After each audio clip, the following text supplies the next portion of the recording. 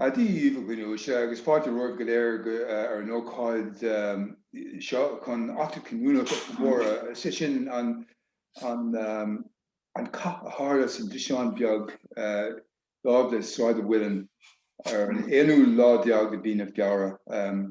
Tá áthas ar ní caintúir a chuir lár sin Jacqueline ó Common Star an Achabáin. Jacqueline of the Abandoned Historical Society has done Trojan work in turning with his colleagues, in turning the tide of revisionism and highlighting the events and forces which shaped our past and our present.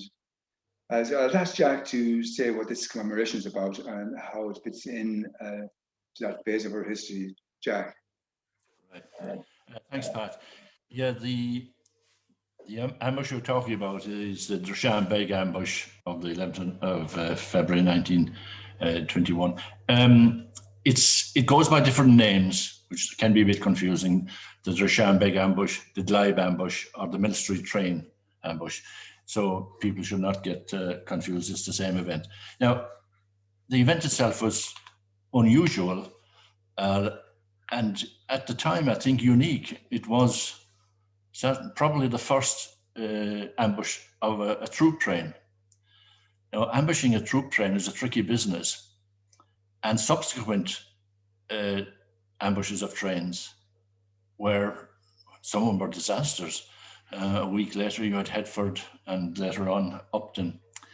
But the one at Drishanebeg was a total success, in the sense that they got exactly what they wanted: all the equipment, all the arms of the troops.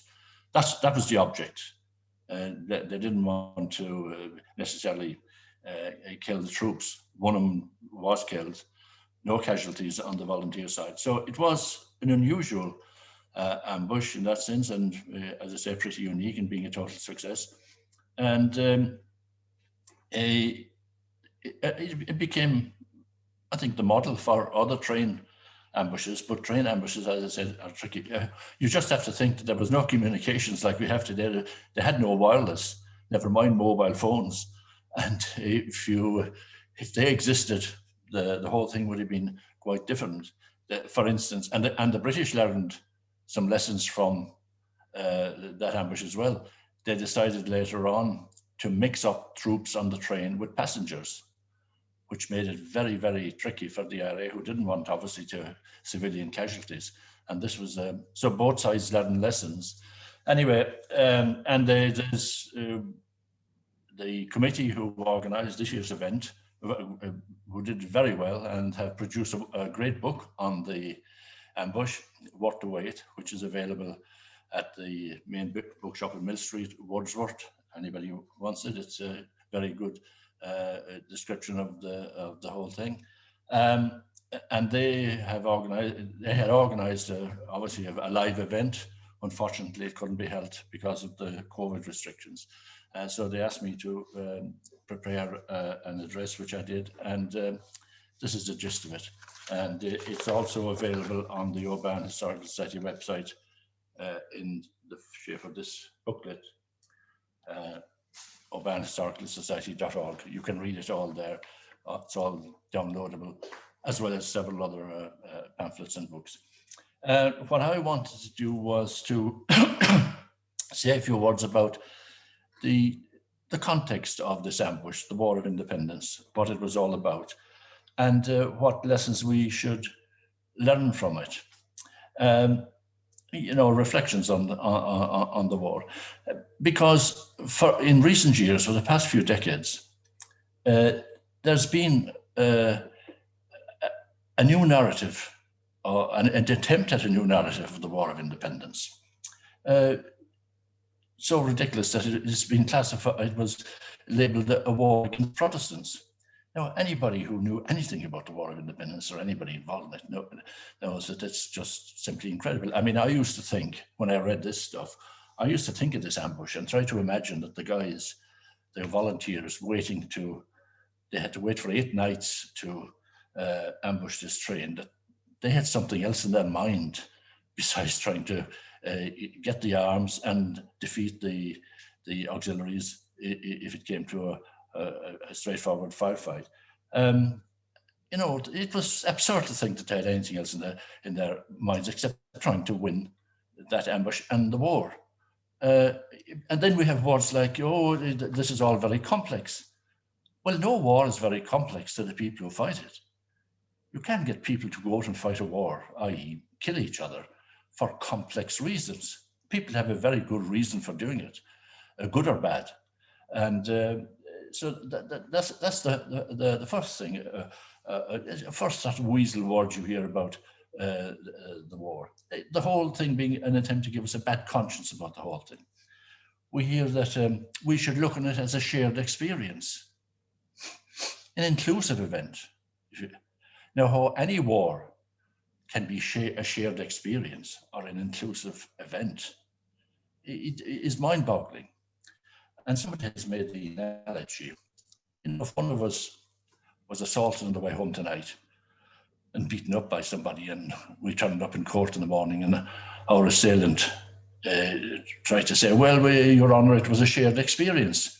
It was very inclusive. I mean, what would be the reaction? A rapist could say the same.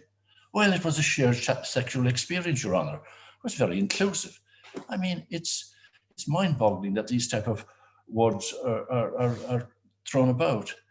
Was the burning of Cork, was that a shared experience between the people who burned the place and the residents? It's nonsense. It's an attempt not to explain what happened, but to explain it away, to make it nonsensical, and to sort of put it out of your mind and as of no consequence. That's the object of it, and that's how there was an attempt to give us a bad conscience about the whole War of Independence and why it happened. Now, fortunately, that narrative or that view is on the back foot at the moment. And it's on the back foot because of what was attempted last year by the government, an attempt to commemorate the RIC.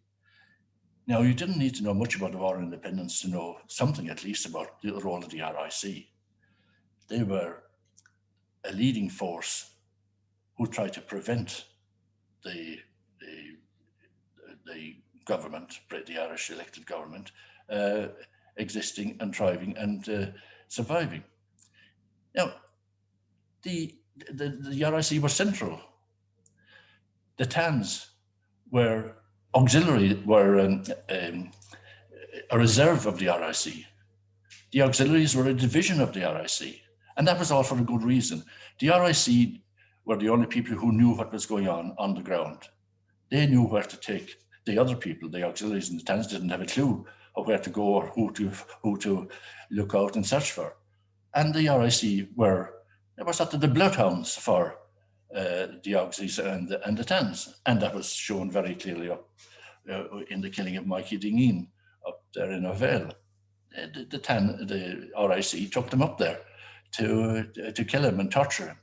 And that was their role. Now, the government had decided last year on the centenary of the recruiting of the TANs to have an event to commemorate the RIC. And people, as I say, thought there's something wrong here. This doesn't seem right. And of course, another weasel word that's used to cover this up is that the RIC were policemen. No, they were not policemen. They were never intended to be policemen. And the government, the British government, made this quite clear in the middle of the war, because some MPs had suggested that the RIC be allowed to join the National Union of Police and Prison Officers in the UK. And the government responded as follows. Macpherson, the Chief Secretary, said, "It was decided by the government that the Royal Irish Constabulary could not be permitted to join the National Union of Police and Prison Officers, inasmuch as the Royal Irish Constabulary is a semi-military force directly under the control of the Crown and subject in many respects to the same conditions and terms of employment as the Army and Navy." March the 6th, 1919, Hansard. That's very clear. So it's calling a spade a spade. The RIC were not policemen. They were part of the military establishment, pure and simple. Now, there were decent people in the RIC. Everybody knows that. and a lot of people have relations who are in it, and they were decent people who were doing a policeman's job. But they resigned. The vast majority of them resigned. Some even mutinied.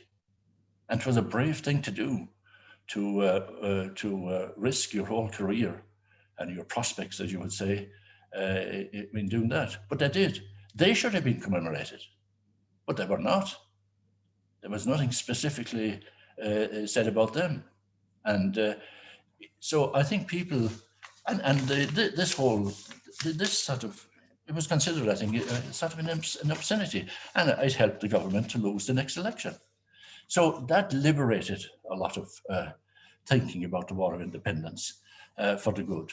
People could feel now, feel freer to say what they actually knew about the War of Independence and what it was all about. Now, what was it all about? Obviously, it was for independence, but why was there a war? The first major thing to realize about that is that there need not have been a war.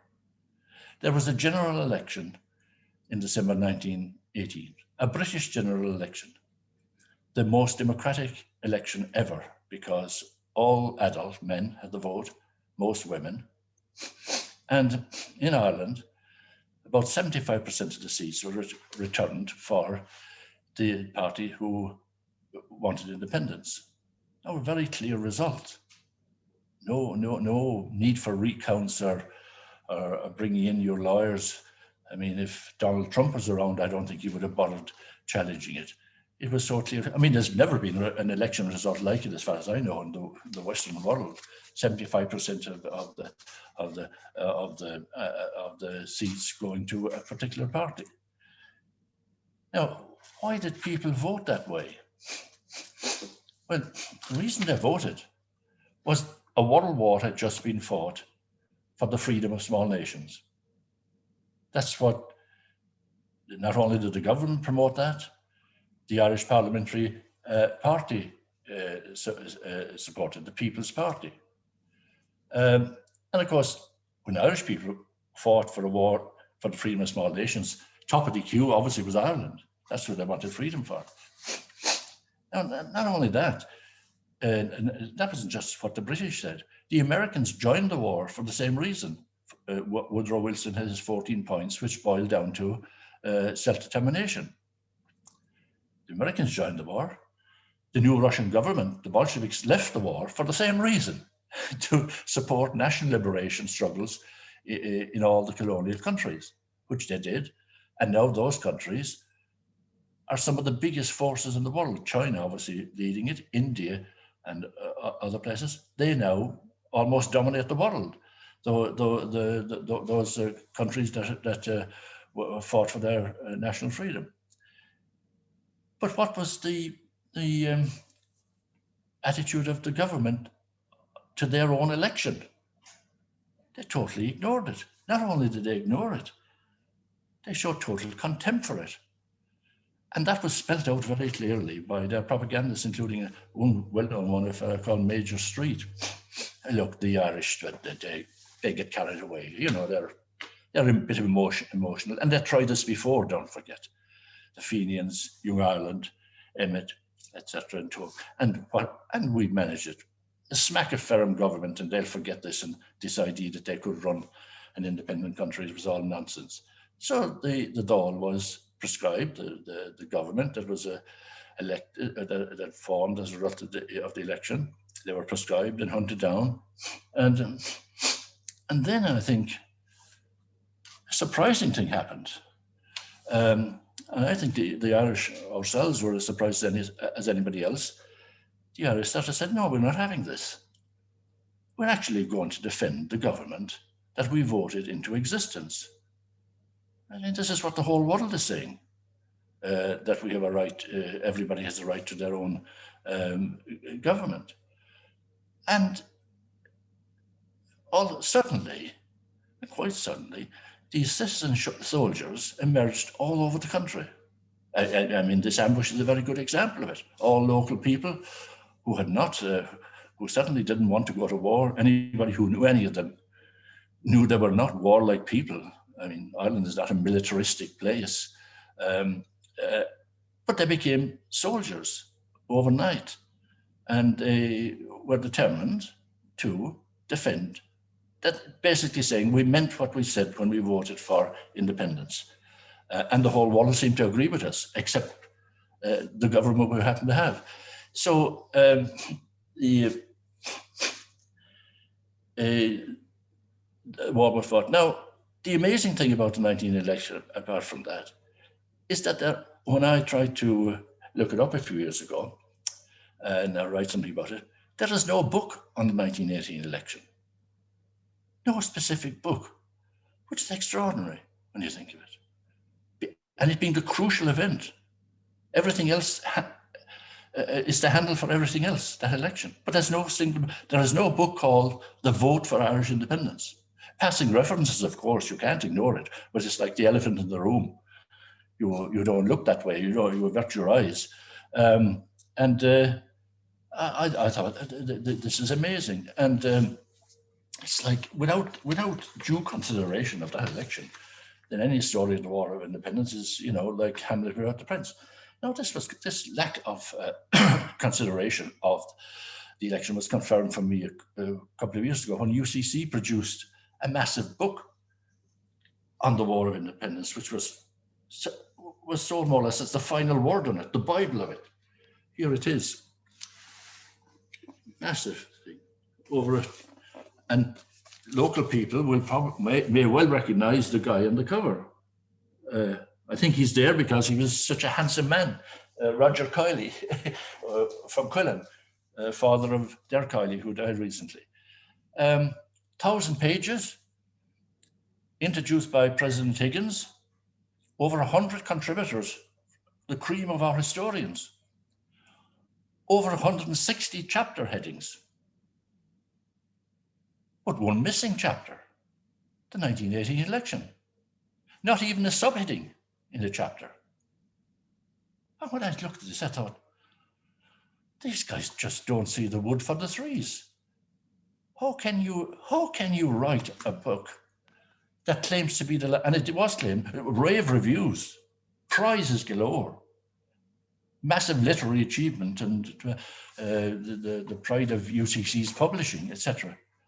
And they missed the major event of what they're dealing with, the general election. Nothing, you can't explain what happened subsequently if you don't give this pride of place. And historians should not just give us the facts of something; they should prioritize the facts, which are more important than other facts. And that election is the turning point of Irish history. So this now. As I said, the people took themselves seriously because they knew there was massive support for independence. And not only that election, in 1920, there were two very important elections, the local elections, the urban and rural local elections. Now, this gets down to the nitty-gritty of life. Who runs your local corporation, your local town hall? This was obviously dominated by the gentry and the Anglo-Irish up to now. And they, I think practically all of these councils decided to go and give their allegiance to the new Irish government, the Republic, in two elections. So there was no mistake. And then in 1921, June 1921, there was another general election. And the result in the 26 counties was even more overwhelming than 1918 because every single electable seat was uncontested and went to Sinn Féin. Now, at that point, I think the government really had to have a think. They had no great military victories. The Irish fought, organised themselves, turned themselves into an army that had to be recognised and as an army. Even though, like George was fond of calling it a murder gang and all, he knew in his heart and soul after things like Drishanebeg, or certainly after Kilmichael and Rosscarbery, you were dealing with an army, a disciplined army. And it had come, relatively speaking, from nowhere, but it existed. So the British decided that a truce had to be considered, which was basically a humiliation, certainly to all the military people, and a surprise to an awful lot of the British establishment. But the government knew that they were basically fighting a losing battle. But the crucial thing to remember is that the British are experts at war. They didn't have the greatest empire the world had ever seen, on which the sun never set, without being able to fight wars, because that's how empires are built. Then and now, since time immemorial, that's how you build empires. You have to be good at war. And one thing they learned is that wars don't end when the shooting stops. You may have to concede, you may have to, in effect, retreat for another day, but you don't give up if the object isn't achieved. And it wasn't achieved here. The British, the UK did not want to lose Ireland, as they would put it. So they realized, quite sensibly, that the secret of the Irish success was the unity. The military and the political setup were totally united with the people, and therefore, it's not rocket science to know how to try and stymie this, try and create divisions. Now, and of course, again, being the imperial force they were, this was second nature to Britain in its history. Dividing the opposition, divide and conquer. It's second nature to any empire, to any who wants to defeat an enemy. So that's what they set about doing.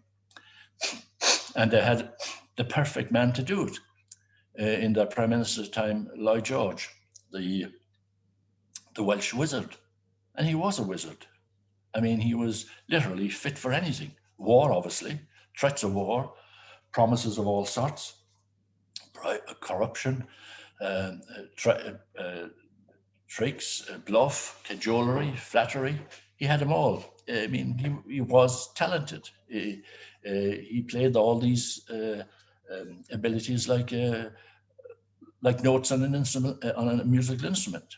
And there was a friend of his, somebody who knew him, I think he was a Welshman, wrote a little ditty about him, I think, which gives the flavor of what he was. He imagined him when Lloyd George died, what would happen to him. He'd obviously go downstairs, go to hell, and he said, Lloyd George, no doubt, when his life runs out, will ride in a flaming chariot. He'll sit in state on the right hot plate between Satan and Judas Iscariot. And on that day, the devil will say, oh, my place of preeminent fails, so I'll move a bit higher, away from the fire, to make room for this fella from Wales. And as I said, this is who the Irish government was now faced with. And after 5 months of negotiations, he succeeded in forcing an agreement through called the Articles of Agreement between Britain and Ireland under the threat of war. Immediate and terrible war is what he called it. And everybody knew what that meant. Maybe not today, it might seem just a slogan, but he was basing himself on a war that he had won. And it was the Boer War through blockhouses and the invention of what became concentration camps. They were invented to win that war. And that's what obviously was the threat he posed for the Irish government. That's what you'll get if you don't sign these Articles of Agreement. Now, everybody, of course, this is called a treaty. And, paper never refused ink, and we'll hear more and more about the treaty. It was not a treaty. The document, the agreement, doesn't say it's a treaty. Never mentions the word treaty in any of its 18 clauses or annex. So how could it be? A treaty is an agreement freely entered into by two independent countries, or more, obviously. There was nothing like that about this. This was signed under threat. One government did not recognize the other government. The Republic of Ireland isn't mentioned. There's a note of allegiance on one side to the other. That doesn't make it's as I say oxymoronic to call anything like that a treaty. And when it was debated in the Dáil, there were TDs who questioned all this. Sean Moylan from here was one of them, and a person who really dealt with it was a guy called Dr. Ferran from Sligo, and he said, they said, "Will you clarify what exactly this is?" Because it doesn't seem to be a treaty to us. Will you go back and ask Lloyd George what it is? And Griffith said, yes, Austin Stack will do that, and there's some other questions as well. And he answered Ferran and Moylan and others on the 10th of January 1921. Mr. Griffith, the question I think which the deputies referred to were sent across by Mr. Stack. They are whether he had any communication, direct or indirect, from the British government in connection with the treaty. The only communication I had was this produced here, except one where he, Lloyd George, stated it was not a treaty, and I've got the official title, Articles of Agreement between Ireland and Great Britain. So the Articles of Agreement were not a treaty. Griffith said so. Lloyd George said so. Birkenhead certainly said so, and Birkenhead was the main drafter of it in the House of Lords. He defended the same thing because he came under a lot of pressure. He was the great unionist, Galloper Smith, and the Lords and the Irish Lords, particularly like Lord Middleton, said, well, what's all this about? They're a dominion, and we're having a treaty with a dominion. That's impossible. We don't have treaties with dominions. We don't have a treaty with Canada or Australia because they are dominions, or with South Africa. You can't have, in other words, you can't have a treaty with somebody who's less than you. And Birkenhead said, no, it's not a treaty. It's sort of a discussion for a treaty. We want to agree this, and when we get a treaty, I'll tell you about it. So it was quite clear to everybody that you didn't have a treaty. And the Dáil was not recognised in it. There's no room for the Dáil. It was a British made agreement, and it made it quite clear that the Dáil could not approve it. In one of its clauses, I think the last clause 18, it had to be approved by what was known as the Government of Southern Ireland, which nobody, not a single person in Southern Ireland had voted for. That was the election I referred to earlier in June 1921.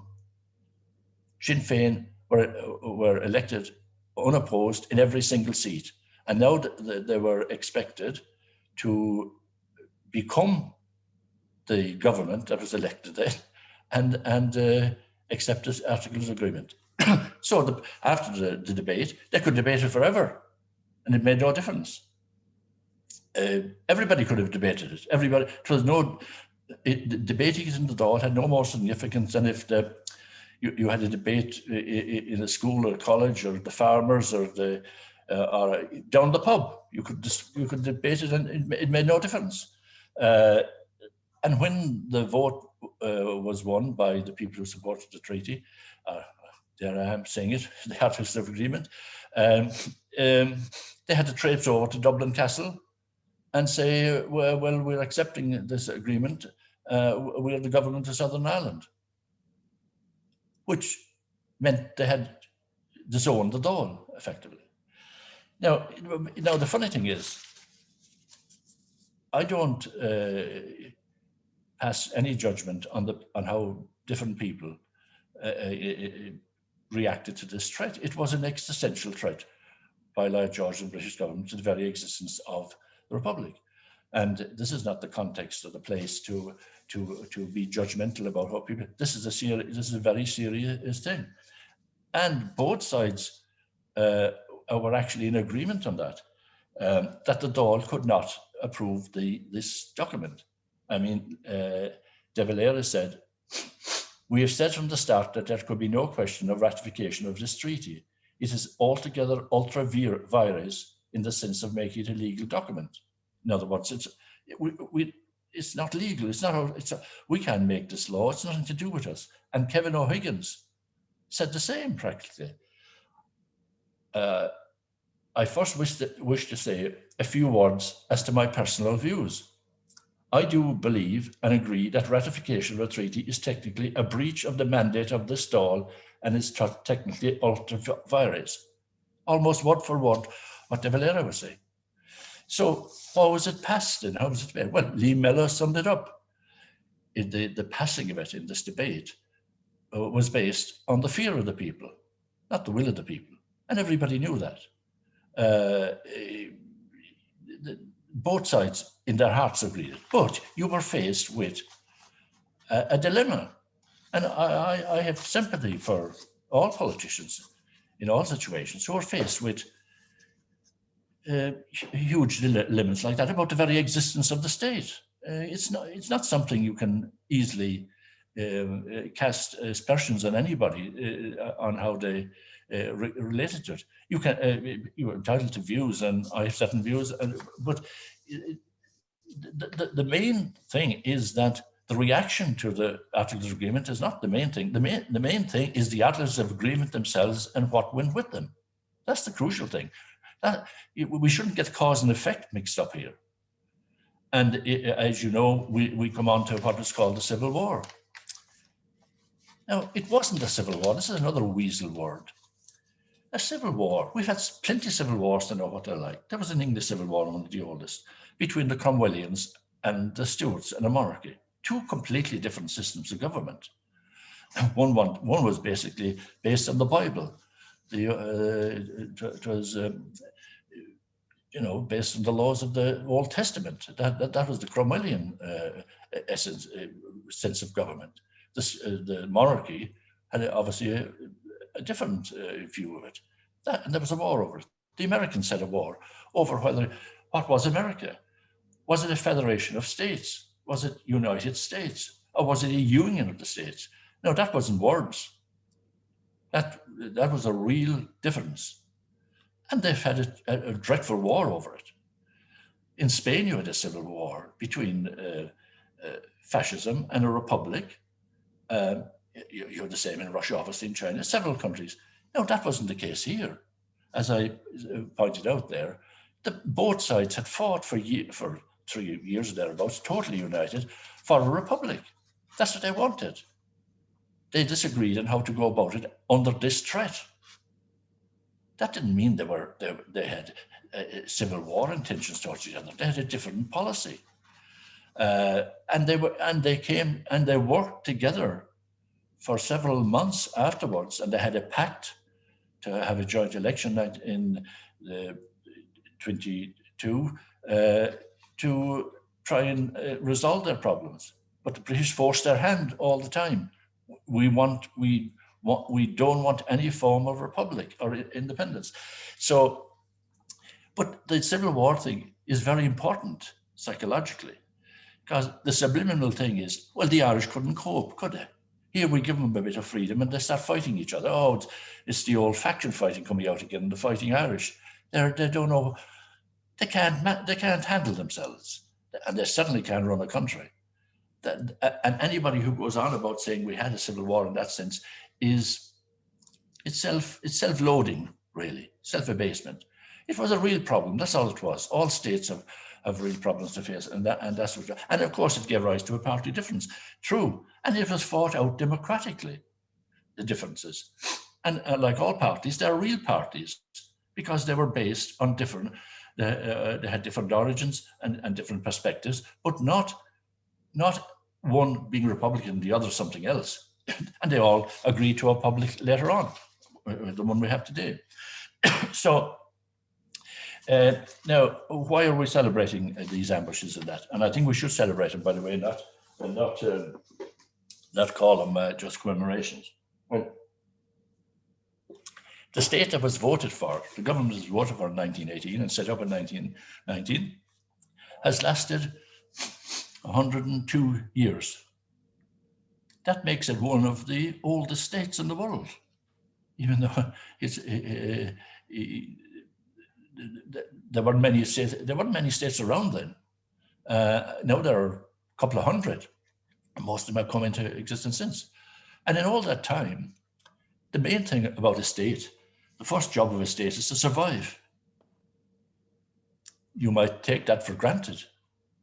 But look around you in the Middle East and you see states disappearing and being destroyed.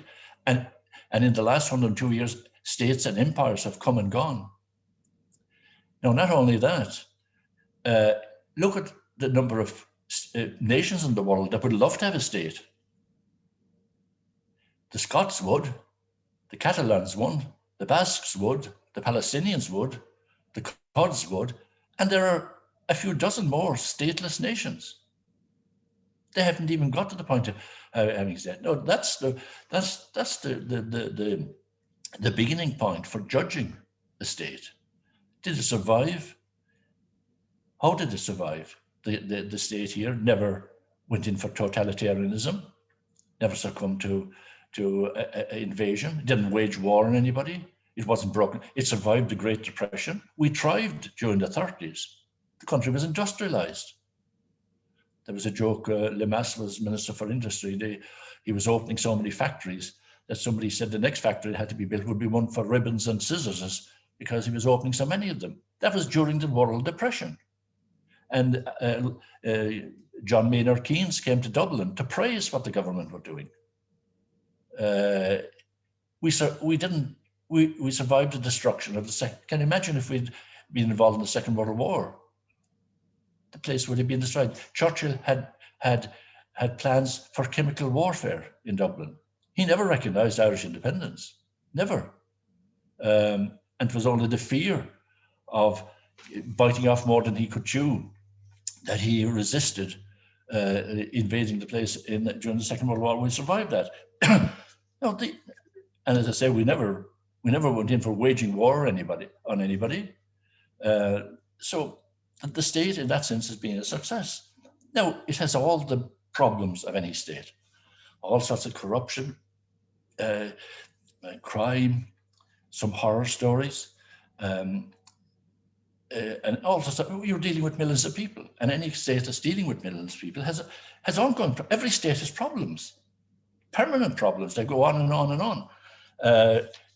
That's what states are there for. I would suggest that and some of our problems are the problems of success, pressures of success. So I would suggest, now I'll give you a test. Try and count how many states have been around for 102 years with an unbroken democracy. And I suggest that you won't need all your fingers to do that. Now, so when we consider, that's the context we should see this ambush and the War of Independence in. It has led, and mainly because of the 1918 election, that commitment to independence shown then has been maintained through thick and thin. And that's why the 1918 election is the crucial event. The people who voted then, they have never wavered. The majority of people have never wavered in what they voted for then, despite everything that went on in between. But they want that, and that's the context that I would like to see this ambush and all the other events of the War of Independence commemorated and celebrated.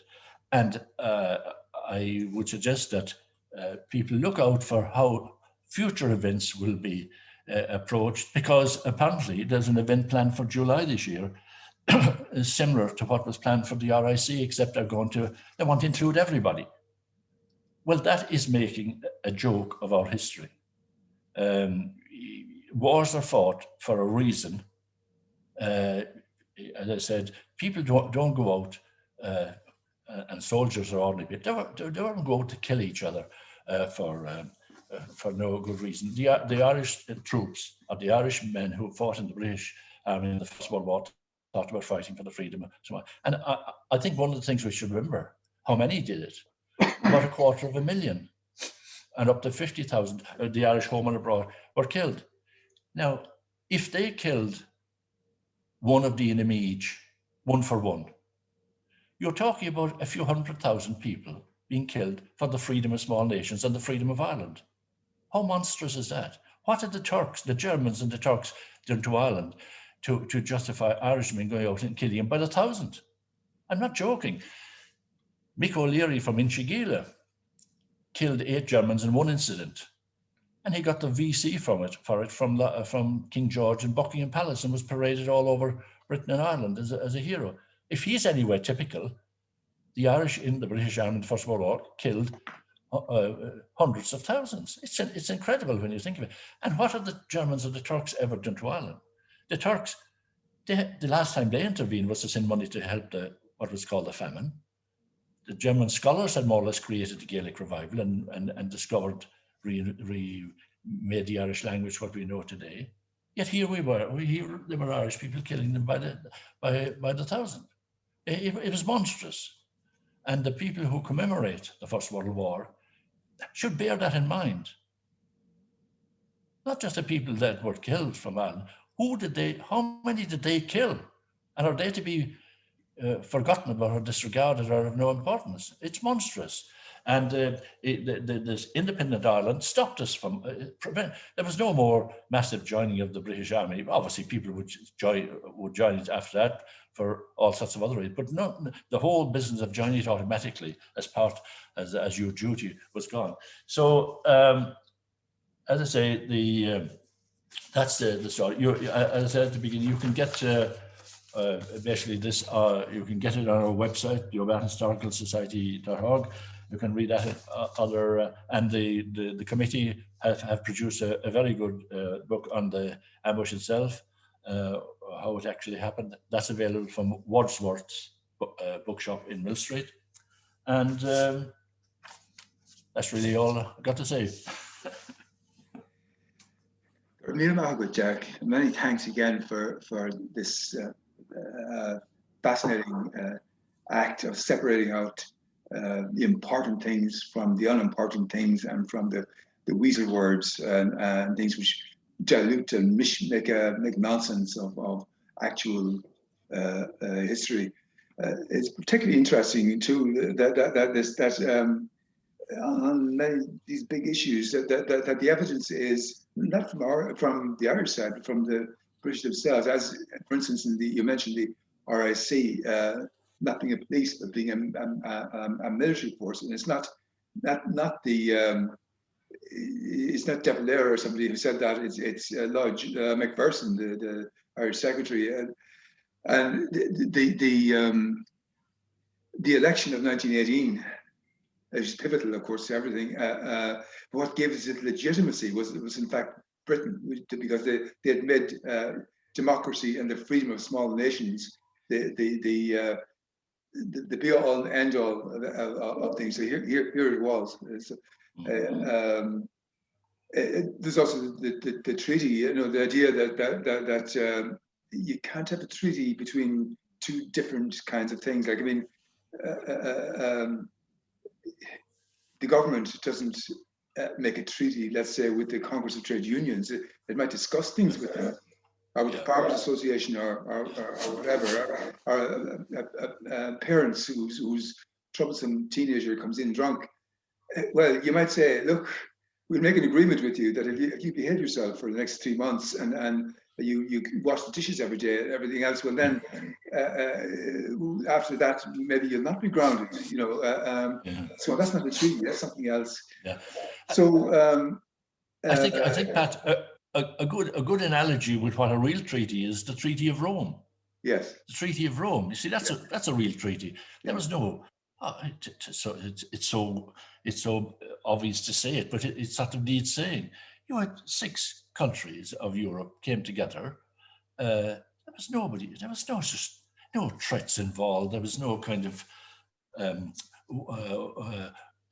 forcing of the issue on anything. There was an agreement worked out, and it's lasted because that's what a treaty is. I mean, the other type of. I mean, the Chinese had a great saying: the unequal treaty. They never recognized. They had to make treaties with the British over 100 years ago. They never recognized them, and they're very nice way of putting it was they were unequal. In other words, they were forced on us, like Hong Kong. Well, we never accepted it, and they never did. And 100 years later, they said, no, we're not having it. It's over now. So, treaties are very clear things. They're like a marriage. You can't force somebody to marry you. You can, it's like a marriage, and if there's a divorce, there's a divorce. But I mean, you can't. Well, you may have shotgun weddings, all right, but that's a different kettle of fish. But these articles of agreement were quite. It doesn't, as I said, it doesn't say it's a treaty. The word it uses throughout is it's an instrument. Well, and it's very accurate. An instrument for what? An instrument to set this up and divide you a lot, and you recognize this and not that, and you go back and you become not the Dáil, but you become the government of Southern Ireland that nobody voted for. It was an instrument, and it was a bit, as you say, about calling a spade and a policeman. They called it what it was, an instrument to do certain things. Not to agree to this, that, and the other thing. So anyway, I've no doubt the treaty or the Articles of Agreement and all that came of it will be in the air for some years now, as we come up to the centenary, and no doubt is something that will be coming up again. So I hope that Jack will be able to. And we'll be given. And it'll be implied that we broke the treaty, that the Irish government never wasn't party to the treaty. Yeah. I mean, as you know, the document wasn't allowed to go back. Yeah. I suppose in a way it suited, let's say, De Valera and Griffith and everybody else. This is a treaty, that's now they're coming to us like where now it's more on the other issues on the other foot. Like the reality of it is what needs to be understood now. Is it doesn't help anybody to misrepresent that instrument, as you call it. And so Sinnar goid gino sé gan buchas sus mala rééis de Jack agus ar an áid am ráiteach seo mór céad bliain an Drishanebeg agus mar sin fághuiid sláán a goibh go léir go dtí an céad uair eile.